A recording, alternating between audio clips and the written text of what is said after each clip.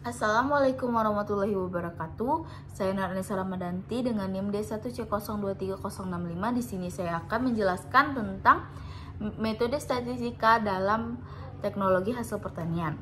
Nah, di sini kita harus tahu dulu nih, apa itu metode statistika.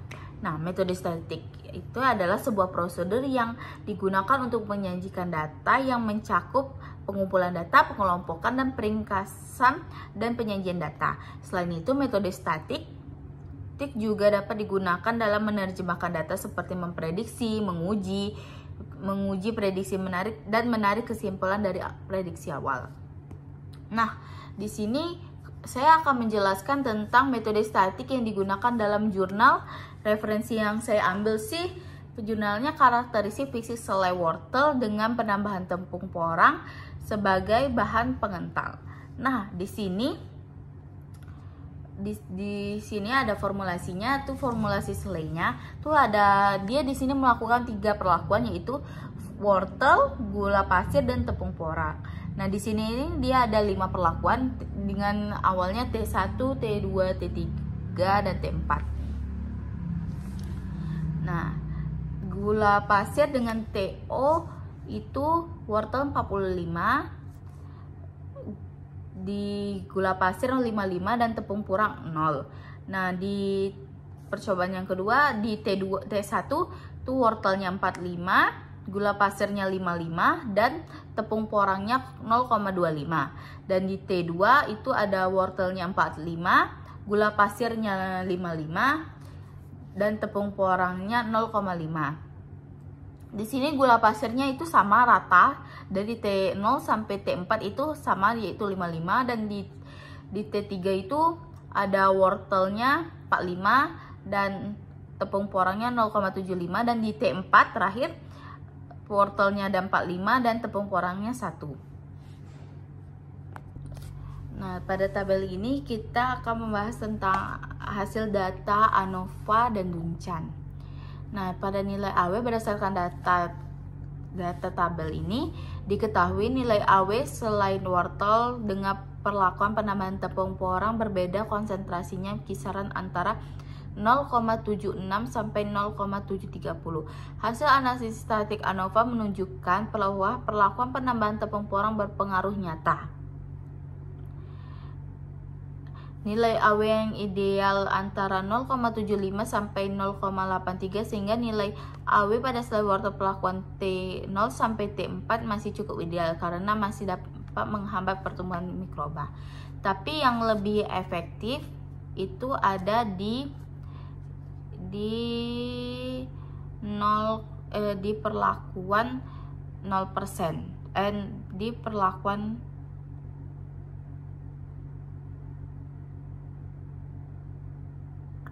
di perlakuan 0,5%. Nah, terus pada sinersisnya pada tabel ini, sinersis selai wortel perlakuan penambahan tepung porang yang berbeda konsentrasinya sekitar antara 2,472% hingga 7,370%.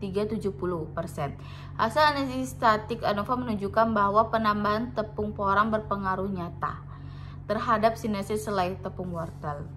Yang menurun berdasarkan tabel di atas itu diketahui bahwa selain wortel perlakuan penambahan tepung porang berbeda konsentrasi sekitar 8,47 kg per mm pangkat 2 hingga 10,875 kg per mm pangkat 2. Hasil analisis menunjukkan bahwa penambahan tepung porang berpengaruh nyata terhadap hardness selai wortel. Semakin tinggi konsentrasi tepung porang yang ditambahkan dapat dijadikan tekstur selai semakin keras.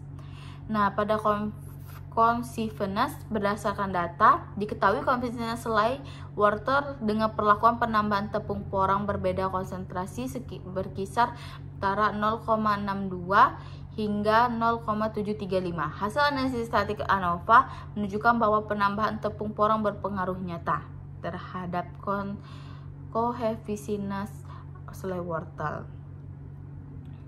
Berdasarkan pada Advenesa, berdasarkan tabel ini diketahui dengan perlakuan penambahan tepung porang berbeda konsentrasi berkisar antara 0,77 mg hingga 0,135 mg. Hasil analisis statistik ANOVA menunjukkan bahwa penambahan tepung porang tidak berpengaruh nyata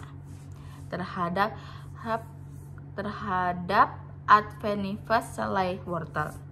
Nah, di sini ada di tabel ketiga ini adalah uji hedonik dan uji ranking. Mereka memakai uji hedonik dan uji ranking pada selai oles. Nah, diketahui bahwa parameter daya oles berpengaruh nyata. Nah, panelis secara umum membedakan tingkat kemudahan pengolesan berdasarkan perbedaan konsentrasi penambahan tepung porang. Perlakuan yang memiliki mudah pengolesan tertinggi menurut panelis adalah T0 atau T0. Sedangkan perlakuan dengan kemudahan pengolesan terendah ada di T4, penambahan tepung porang 1%.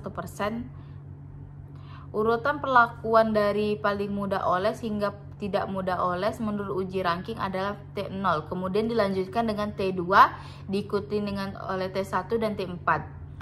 Kemudian yang terakhir adalah T3.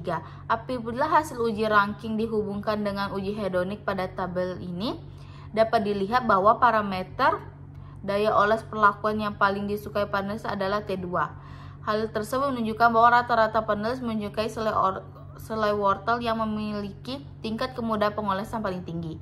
Panelis rata-rata menunjukkan tidak suka pada perlakuan T3 dan T4 yang juga memiliki urutan kemudahan pengolesan terendah. Hal ini menunjukkan bahwa panelis tidak menyukai selai yang sulit untuk dioles ke roti.